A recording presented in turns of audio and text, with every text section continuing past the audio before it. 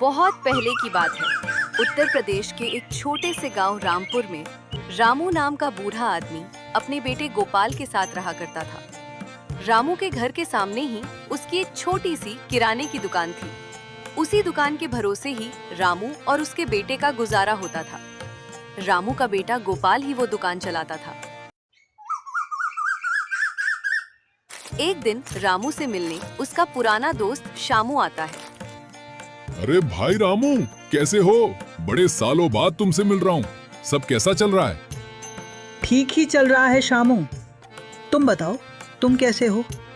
और तुम्हारी तो 3 बेटियां हैं ना, वो कैसी हैं? अब तो बहुत बड़ी हो गई होंगी। हाँ रामू, शादी लायक हो गई हैं। और तुम्हारा भी तो एक बेटा है ना, वो भी तो शादी लायक हो गया होगा। क्या सोचा है, उसकी शादी कब कर रहे हो? हाँ शामू, शादी लायक तो हो गया है, लेकिन तुम तो जानते हो ना, बिना पैसे की शादी नहीं होती। अब शादी के बारे में सोचना है तो उसके लिए धन की भी आवश्यकता होगी, पर मेरे पास फिलहाल इतना धन नहीं है। जब आएगा तब शादी के बारे में सोचूंगा। रामू, मुझे लगता है हर बात का एक वक्त होता है। अब तुम्हारा बेटा बड़ा हो चुका है, अगर सही समय पर शादी कर दोगे तो अच्छा ही है। वैसे मेरे मन में एक बात थी, मैं वही बात करने यहाँ आया था। समझ नहीं आ रहा कैसे कहूँ। तुम मेरे बचपन के दोस्त हो, मुझसे कैसा शर्माना। बेझिझक कहो, क्या कहना चाहते हो? शामू, मैं अपनी बेटी के लिए तुम्हारे पास रिश्ता लेकर आया हूँ। क्या तुम अपने बेटे गोपाल के लिए मेरी बड़ी बेटी चंपा को स्वीकार करोगे? यह तो बहुत अच्छी बात है कि तुम हमारी दोस्ती को रिश्ते में बदल देना चाहते हो। लेकिन शामू, सचमुच मेरे पास धन की बहुत कमी है। मैं अभी गोपाल की शादी नहीं कर सकता। अरे रामू, कैसी बातें करते हो? तुम्हारी हालत मुझे पता है, पर मेरी भी तो हालत तुम्हारी तरह है। मैं कौन सा बहुत बड़ा धनवान हूँ, मेरी भी हालत कुछ ऐसी ही है। लेकिन रामू, तुम मेरे बारे में भी तो सोच। मेरी 3 बेटियां हैं और तीनों शादी लायक हो गई हैं।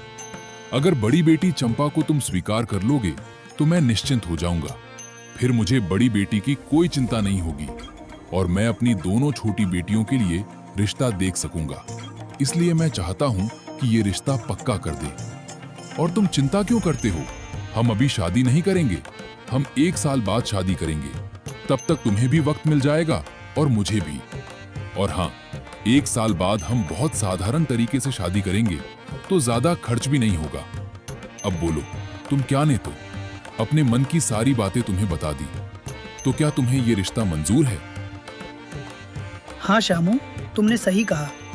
अगर हम 1 साल बाद शादी करेंगे तो सब बहुत अच्छे से हो पाएगा, हमें वक्त भी मिल जाएगा। ठीक है, मैं तैयार हूँ। हम ठीक 1 साल बाद शादी करवा देंगे। लेकिन रामू, तुम एक बार अपने बेटे गोपाल से भी पूछ लेना कि वो क्या कहता है। शामू, मेरा गोपाल कभी मेरी बात नहीं काटता। मैं जैसा कहूंगा वो वैसा ही करेगा। तुम उसकी चिंता मत करो, उसे भी ये रिश्ता जरूर मंजूर होगा। तब तो हम आज से दोस्त से ससुराल वाले बन गए। मुबारक हो। दोनों बहुत खुश हो जाते हैं। और फिर जब गोपाल दुकान से घर आता है तब रामू उसे उसकी शादी की बात बताता है। तुम्हें कोई आपत्ति तो नहीं है ना बेटा? मैंने सही तो किया ना? आप कैसी बातें कर रहे हैं पिताजी? भला मुझे क्या आपत्ति हो सकती है? और आप मेरे लिए जो करोगे वही मेरे लिए अच्छा होगा। मुझे आप पर पूरा भरोसा है। आप मेरे लिए सब कुछ हो। आप जैसा कहोगे मैं वैसा ही करूंगा। रामू ये बातें सुनकर बहुत खुश हो जाता है। फिर कुछ दिन ऐसे ही बीत जाते हैं। रामू के गांव में एक साहूकार होता है, लालू, जिसकी नजर रामू की दुकान और उसके घर पर होती है। एक दिन वो रामू के पास आकर बोलता है, अरे रामू, कुछ सोचा? आप किसके बारे में बात कर रहे हो लालू जी? अरे मैंने तुम्हें पिछली बार कहा था ना कि मुझे तुम्हारी दुकान और घर बेच दो, बदले में तुम्हें बहुत अच्छी रकम दूंगा। मैं उसी के बारे में बात कर रहा हूँ। क्या तुम तैयार हो? लालू जी, मैंने आपको कितनी बार कहा है कि मैं अपना घर और दुकान किसी भी हालत में नहीं बेचूंगा। ये मेरे लिए सब कुछ है, मेरे जीने का सहारा है। मैं यही रहना चाहता हूँ। यह मेरे पिताजी की आखिरी निशानी है। यहाँ मेरी पत्नी की यादें हैं, मेरे गोपाल के बचपन की यादें हैं। मैं ये जगह छोड़कर कहीं नहीं जाना चाहता। सोच लो रामू, मैं तुम्हें इस जगह की दुगनी रकम दूंगा। फिर तुम उस रकम से अपना दूसरा मकान बना लेना, दूसरी जमीन खरीद लेना। लेकिन ये जमीन मुझे बेच दो, तुम्हारा बहुत फायदा होगा। अरे तुम्हारे भले के लिए ही कह रहा हूं, मान जाओ। नहीं लालू जी, दुगनी क्या, चाहे आप इस जगह के लिए मुझे 4 गुनी रकम क्यों ना दे दें, फिर भी मैं ये जगह किसी भी कीमत पर नहीं बेचूंगा। ठीक है भाई, अगर फिर भी तुम्हारा मन बदले तो मुझे बता देना। ऐसा कहकर लालू वहां से चला जाता है। महीने बीत जाते हैं। रामू की दुकान पर लोगों का आना कम हो जाता है।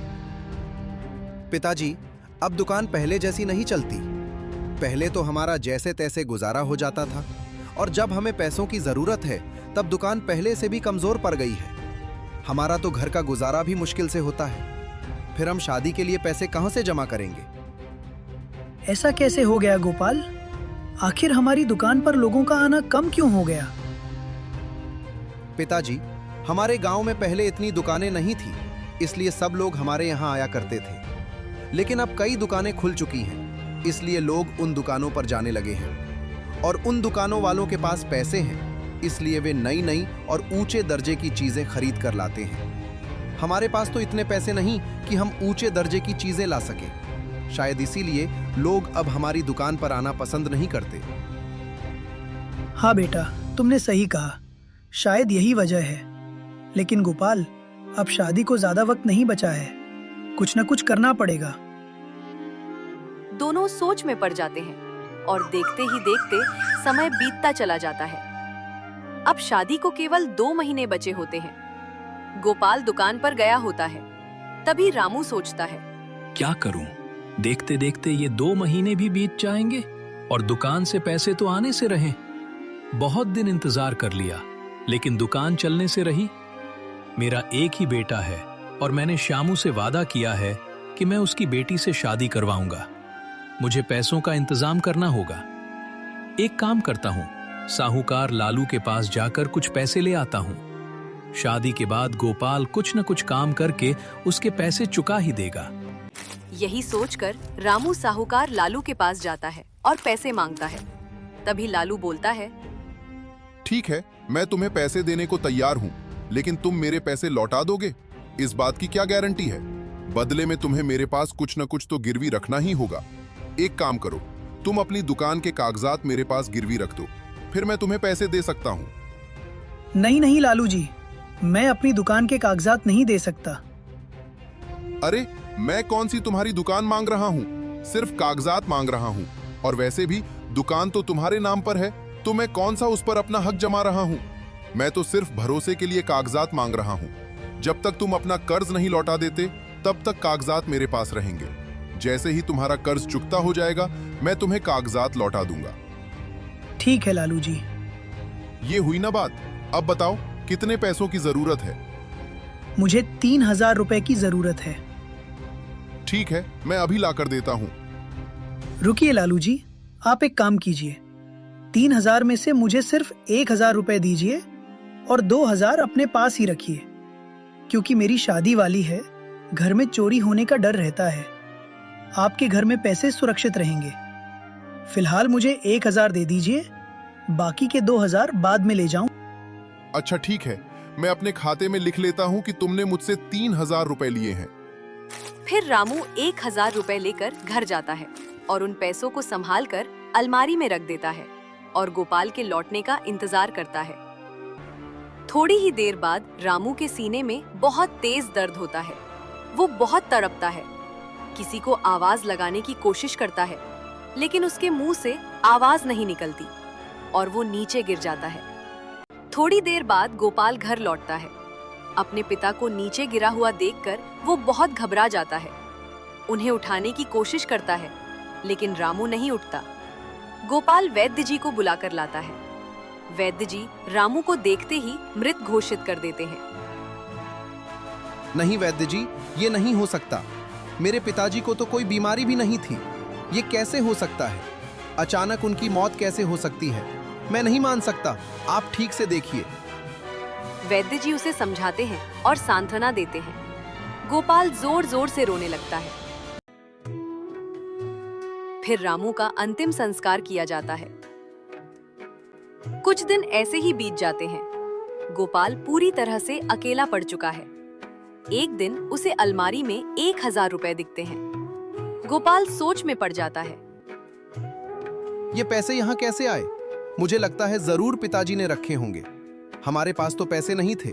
जरूर पिताजी ने किसी से कर्ज लिया होगा। लेकिन किससे? एक काम करता हूँ, ये पैसे जिससे भी लिए थे मैं उसे लौटा दूंगा, क्योंकि अब मेरी शादी करने का कोई इरादा नहीं है। मैं शादी नहीं करूंगा। मेरे पिताजी मेरे लिए सब कुछ थे।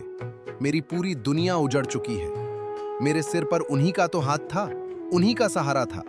वो मुझे छोड़कर जा चुके हैं और ठीक 1 महीने बाद शादी की तारीख है। मेरे पिताजी को गए हुए कुछ ही दिन हुए हैं और मैं शादी करूं? बिल्कुल नहीं, मैं ये शादी नहीं करूंगा। मैं श्यामू जी से माफी मांग लूंगा कि मैं ये शादी नहीं कर सकता। गोपाल ये सब सोच ही रहा होता है कि तभी उसके घर लालू आता है और बोलता है, कैसे हो बेटा? ठीक तो हो ना? जी लालू जी, ठीक हूँ, लेकिन पिताजी की बहुत याद आती है। उनके बिना ये घर बहुत सूना लगता है। बचपन से मैं पिताजी से कभी अलग नहीं रहा। माँ तो बचपन में ही गुजर चुकी थी, तो मेरे लिए पिताजी ही मेरी माँ भी थे। वो मेरा बहुत अच्छे से ख्याल रखते थे। अब मेरा कोई नहीं रहा। मैं पूरी तरह से अनाथ हो चुका हूँ। अपने आप को संभालो बेटा। अब होनी को कौन टाल सकता है? जिसको जब जाना होता है चला जाता है। इस दुनिया में कोई अमर नहीं है। सबको एक ना एक दिन जाना है। वैसे बेटा, मैं तुमसे एक जरूरी बात कहने आया था। मुझे पता है ये समय ठीक नहीं है, लेकिन फिर भी मैंने सोचा तुम्हें बता दूं, क्योंकि तुम इस बारे में नहीं जानते। जी लालू जी, बोलिए ना, क्या बात है? बेटा, तुम्हारे पिताजी ने तुम्हारी शादी के लिए मुझसे 5000 रुपए लिए थे। तुम्हारे पिताजी तो नहीं रहे, तो तुम्हें ही वो पैसे चुकाने होंगे। मैंने सोचा तुम्हें बता दूं, क्योंकि शायद तुम्हें पता ना हो। तुम्हारे पिताजी ने इस बारे में तुमसे कहा तो होगा ना? ये आप क्या कह रहे हैं लालू जी? पिताजी ने तो इस बारे में मुझे कुछ नहीं बताया। लेकिन हाँ, मुझे अलमारी में 1000 रुपए मिले थे।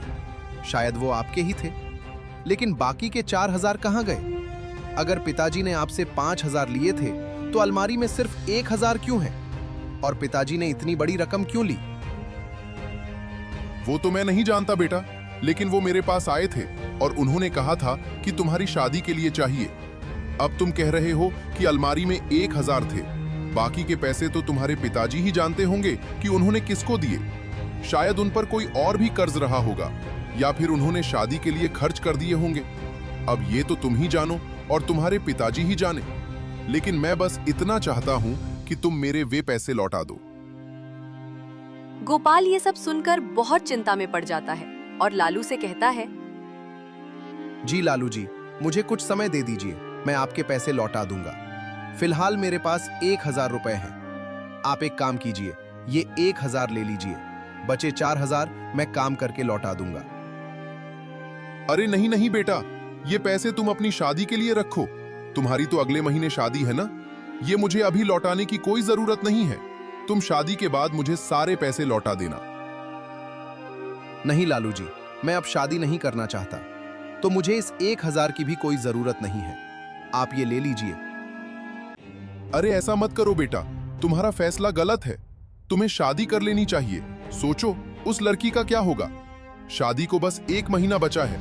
अगर तुम शादी तोड़ोगे तो उस लड़की की बहुत बदनामी होगी। और वैसे भी तुम्हारे पिताजी तो नहीं रहे, लेकिन उन्होंने तुम्हारी शादी अपनी मर्जी से तय की थी। उनकी ये आखिरी इच्छा थी, तो तुम्हें शादी जरूर करनी चाहिए, नहीं तो उनकी आत्मा को शांति नहीं मिलेगी। और तुम ही सोचो, अगर तुमने ये शादी तोड़ दी तो तुमसे और कौन शादी करेगा? तुम्हारी उम्र भी हो चली है। एक बार उम्र चली गई तो शादी में बहुत मुश्किलें आएंगी।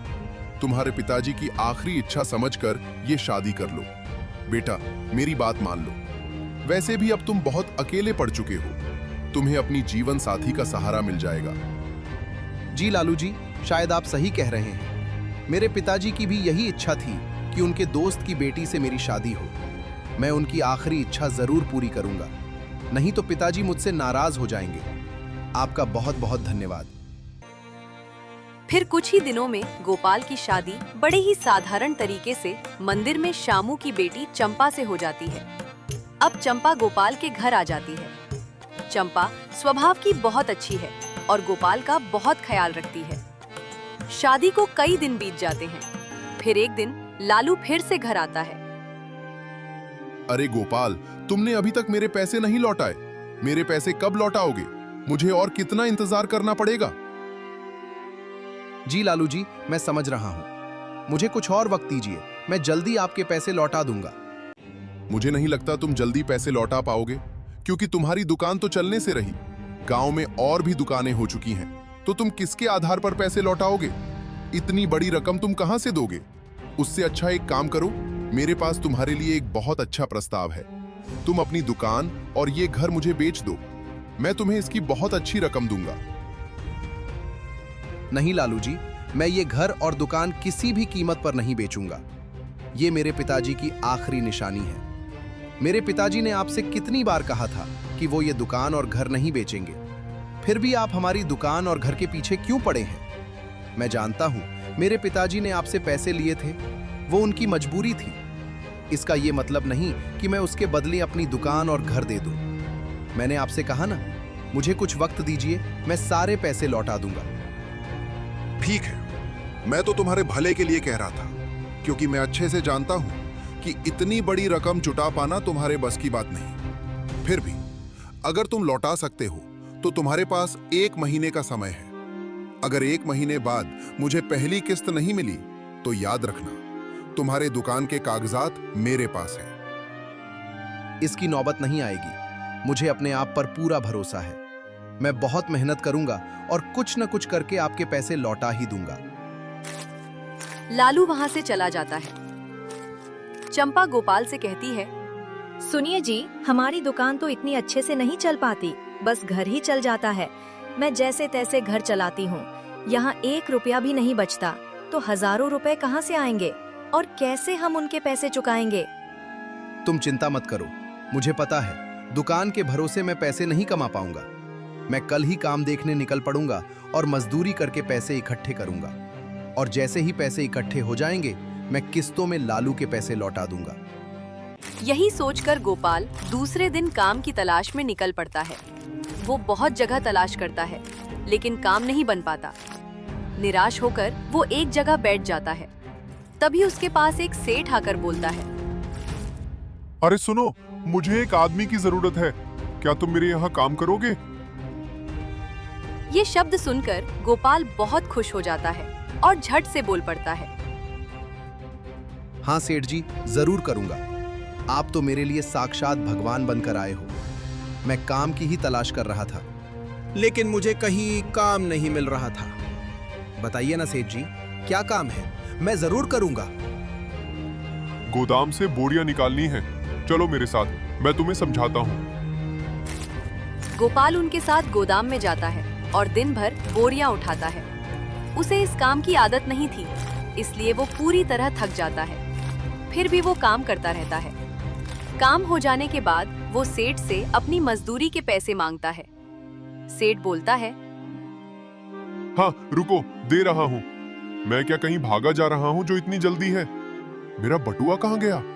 अभी तो यहीं था। जरा हटो, मुझे अपना बटुआ देखने दो।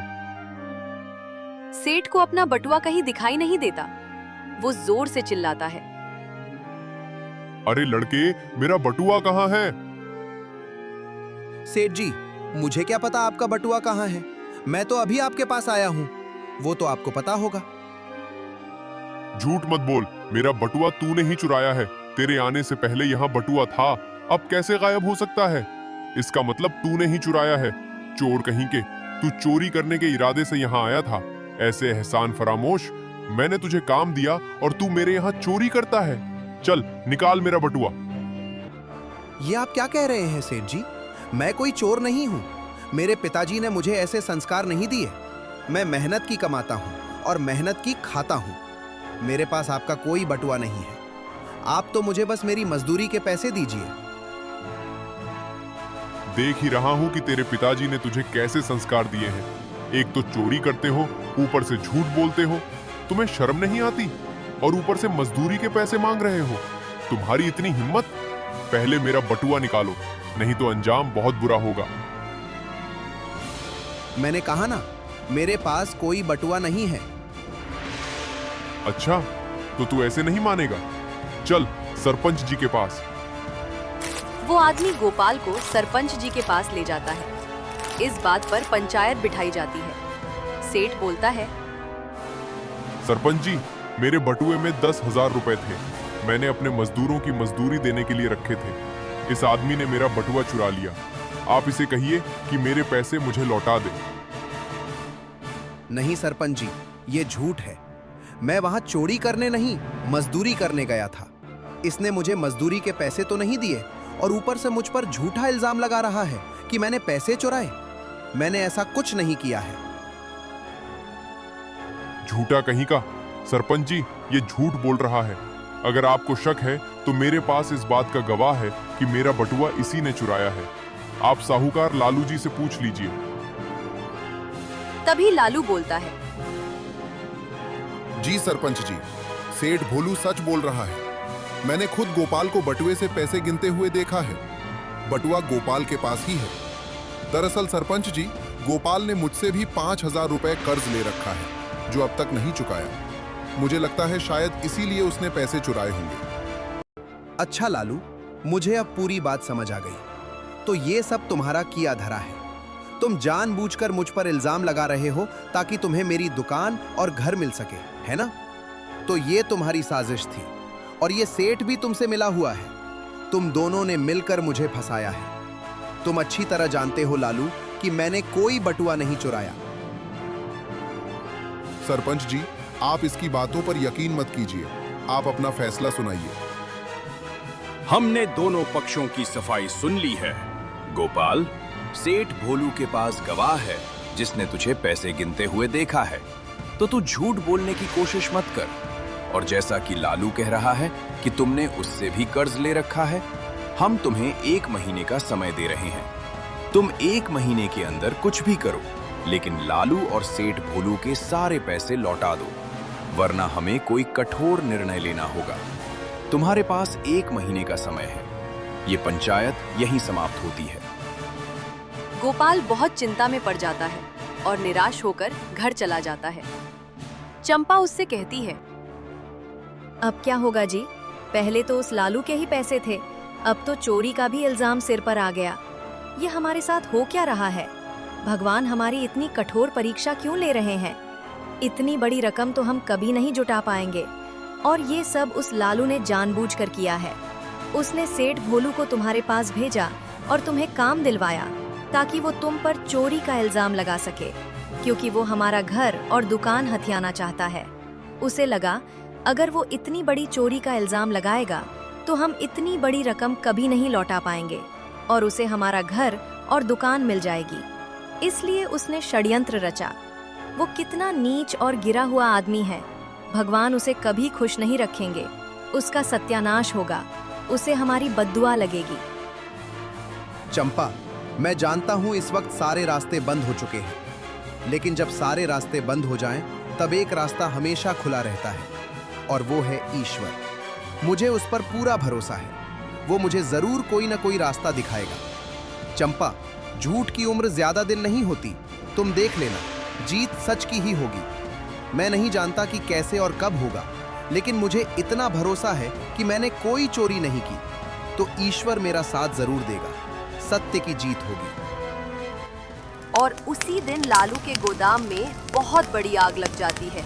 उसका सारा अनाज जल रहा होता है, और तो और लालू का बेटा खेलते खेलते उसी गोदाम में चला जाता है। लालू लोगों से मदद मांगता है। अरे कोई मदद करो, कोई पानी लाओ, कोई आग बुझाओ। मेरा बेटा गोदाम के अंदर है।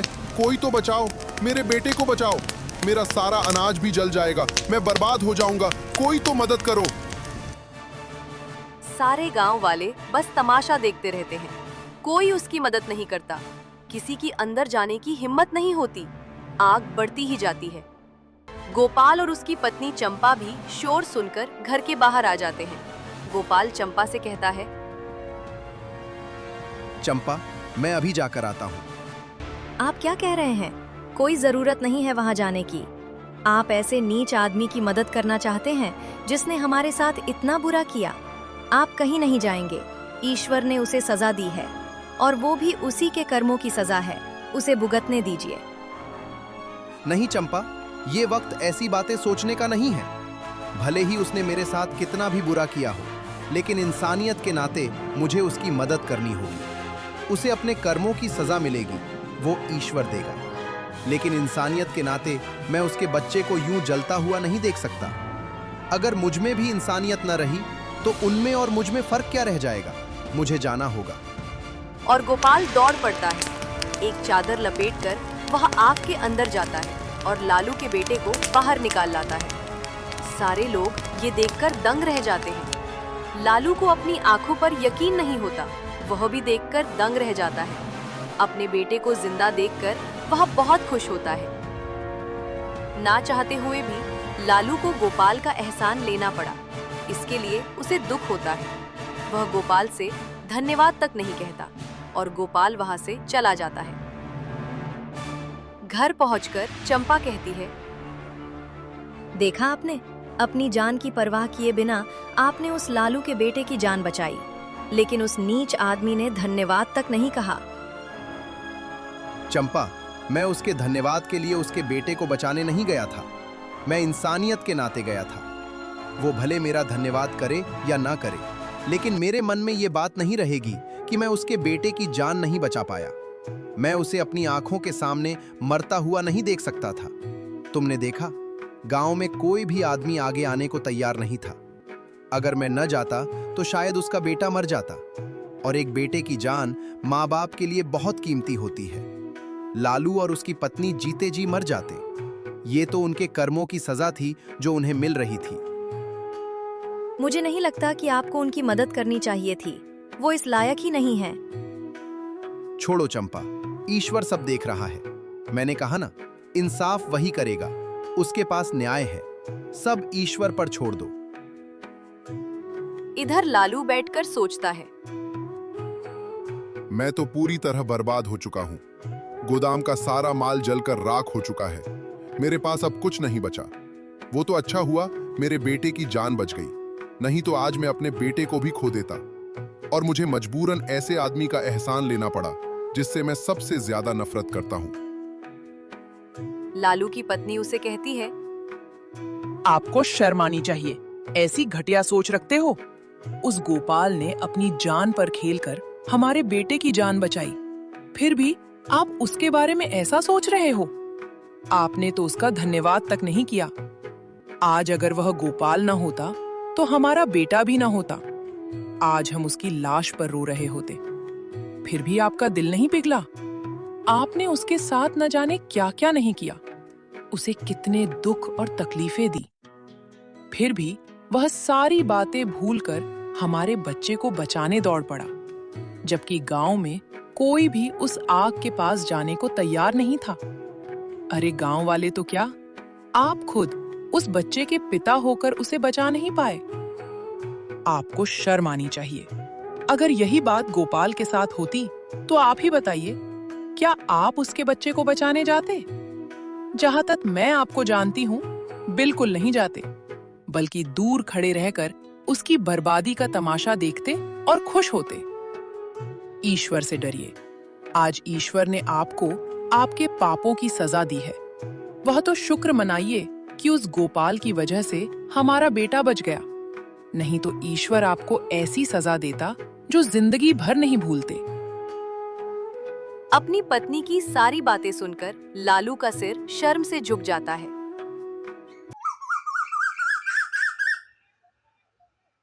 कुछ दिन ऐसे ही बीत जाते हैं। एक दिन लालू के यहाँ सेठ भोलू आता है और बोलता है, लालू, तुम्हारे गोदाम के लिए आधे पैसे मेरे दिए थे। मैं वे पैसे मांगने आया हूँ। मेरे पैसे मुझे वापस करो। तुम कैसी बातें कर रहे हो? तुम्हें अच्छे से पता है मेरे गोदाम में आग लग चुकी है। मेरे पास कुछ नहीं बचा। मैं तुम्हें कहां से पैसे दूंगा? और तुम तो मेरे बहुत अच्छे दोस्त हो। तुम्हें तो मेरी तकलीफ समझ लेनी चाहिए। तुम मुझसे ऐसी हालत में पैसे कैसे मांग सकते हो? देख लालू, दोस्ती अपनी जगह और व्यापार अपनी जगह। मैं व्यापार में दोस्ती नहीं लाना चाहता। मुझे अपने पैसों से मतलब है। दोस्ती के नाम पर तू बच नहीं सकता। मुझे मेरे पैसे वापस चाहिए, नहीं तो अच्छा नहीं होगा। लालू अपनी पत्नी से कहता है, वो भोलू मुझे धमकी देकर गया है और वो बहुत खतरनाक आदमी है। इतने दिन मैं उसके साथ रहा। मैं उसे इतना जान चुका हूं कि वो पैसे के लिए कुछ भी कर सकता है। हमारे पास कोई रास्ता नहीं है। हमें ये घर उसे बेचना ही होगा, क्योंकि इतनी बड़ी रकम मैं उसे नहीं दे पाऊंगा। यह आपके कर्मों की सजा है, जो आपके साथ साथ मुझे भी भुगतनी पड़ रही है। रख लो दूसरों की जमीन पर नजर, इसलिए आपके साथ ये सब हो रहा है। आज आपको खुद अपना घर बेचने की नौबत आ गई है। हाँ मीना, मैं जानता हूं। ये मेरे ही पापों की सजा है जो मुझे भुगतनी होगी। लालू को मजबूरन अपना घर भोलू को बेचना पड़ता है और खुद एक बड़े से घर से निकलकर एक छोटे से घर में रहने लगता है। लालू गोपाल के घर जाकर उससे माफी मांगता है। गोपाल, मुझे माफ कर दो। मैंने तुम्हारे साथ बहुत बुरा किया है। तुमसे झूठ बोला। तुम्हारे पिताजी ने मुझसे 5,000 नहीं बल्कि सिर्फ 1,000 रुपए लिए थे। और सेठ भोलू को मैंने ही कहा था कि वो तुम पर चोरी का इल्जाम लगाए। मुझे लगा अगर मैं तुम्हें ऐसे मजबूर कर दूंगा तो तुम्हारा घर और दुकान मुझे मिल जाएगी। शायद इसीलिए आज मुझे ये सजा मिल रही है। मैं घुट घुट कर जी रहा हूं। गोपाल, एक बार कह दो कि तुमने मुझे माफ कर दिया। मेरे दिल से बहुत बड़ा बोझ उतर जाएगा। मुझे माफ कर दो गोपाल। तुम्हें माफी मांगने की कोई जरूरत नहीं है। तुम्हें अपने किए की सजा मिल चुकी है। मैं कौन होता हूं तुम्हें माफ करने वाला? इंसाफ तो ईश्वर करता है। मुझे बस उस पर इतना यकीन था कि वो सत्य का साथ देगा। झूठ की कभी जीत नहीं हुई, ना होगी। भले देर से सही, लेकिन सच की ही जीत होती है। तुम मेरे साथ चलो गोपाल। मैंने सारे गांव वालों के सामने तुम्हें झूठा साबित किया था। पंचायत में भी मैंने झूठी गवाही दी थी। अब मैं सबके सामने सच कहूंगा। मैं पंचायत में बताऊंगा कि तुम निर्दोष हो। तुमने कुछ नहीं किया था। सारी गलती मेरी थी। भले ही पंचायत मुझे कोई भी सजा सुनाए, मुझे मंजूर होगी। तुम चलो मेरे साथ। लालू गोपाल को जबरदस्ती अपने साथ सरपंच के पास ले जाता है और उन्हें सारी बातें बताता है। सरपंच यह सुनकर बहुत गुस्सा होते हैं। तुम्हें पंचायत में झूठी गवाही देने के बदले और गोपाल से धोखाधड़ी करने के बदले सजा जरूर मिलेगी। नहीं सरपंच जी, मेरी आपसे विनती है, आप लालू को क्षमा कर दीजिए। इसे अपने किए की सजा मिल चुकी है। मैं इसे कोई सजा नहीं देना चाहता। देखा लालू, तुमने गोपाल के साथ कितना बुरा किया, फिर भी वो आज तुम्हारे बारे में सोच रहा है। आज सिर्फ गोपाल की हो, वरना हम तुम्हें ऐसी सजा सुनाते जिसके बारे में तुम सोच भी नहीं सकते थे। यह बात सुनकर लालू का सिर शर्म से झुक जाता है। लालू के बुरे दिन आ चुके थे। अब उसके घर में खाने पीने तक को अनाज नहीं रहता। इधर गोपाल की दुकान भी कुछ चलने लगी थी। दिन बीतते चले जाते हैं। गोपाल के पास अब थोड़े थोड़े पैसे इकट्ठे होने लगते हैं, तो वह शहर से अच्छा सामान लाने लगता है और गांव में बेचता है। अब गोपाल की दुकान बहुत अच्छे से चलने लगती है। एक दिन गोपाल लालू के घर आता है और उसे खाने का सामान देते हुए बोलता है, लालू जी, मैं जानता हूं तुम्हारा परिवार भूखा है। मैं तुम्हारे लिए खाने का सामान लेकर आया हूं। ये सामान मेरी दुकान से लाया हूं। सोचा तुम्हारे कुछ काम आ जाए। यह देखकर लालू की आंखों में आंसू आ जाते हैं। उस दिन के बाद लालू सब्जी का व्यापार करके अपने परिवार का पालन पोषण करने लगता है। अब वह घमंड और लालच छोड़कर एक बहुत अच्छा इंसान बन जाता है और गोपाल, जिसने हमेशा सच्चाई और इंसानियत का साथ निभाया, पूरे गांव में सम्मानित हो जाता है। उसके घर में सुख शांति से दिन बीतते हैं। कहानी यही सिखाती है, सच्चाई और अच्छाई की हमेशा जीत होती है, भले ही थोड़ी देर से हो।